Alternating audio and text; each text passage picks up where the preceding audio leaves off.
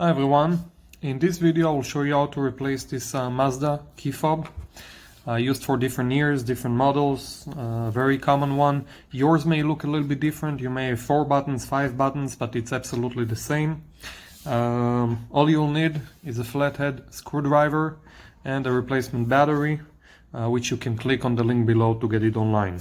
Alright, so first thing we do, we have to take the emergency key. We pull this button right here and we take the key out. Once again, pull the key. Now, as you can see, there is a small slot right here and right here. Okay, so I put the screwdriver and I turn clockwise, gently. Okay, same thing on the other side. You can see it right here. This one, okay, very gently.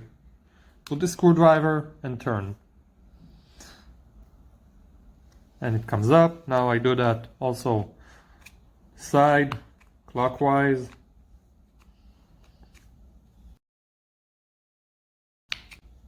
And right here again, as I said. See? Okay. Gently, we take the cover. Now there is this cover. As you can see, there is a battery type right here which says CR2025. As I said, you can click on the link below to get it online. In a second we will take this cover off. Okay, and here we can see same battery, CR2025.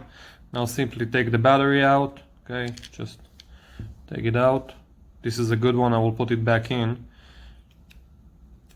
You put the cover.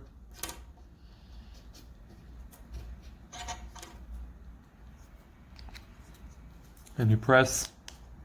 Okay, press. So it will all be where it should be. Now we put the cover back. Emergency key. And that's it, you're good to go. No need to reprogram or anything like that. Let us know what you think. Thank you.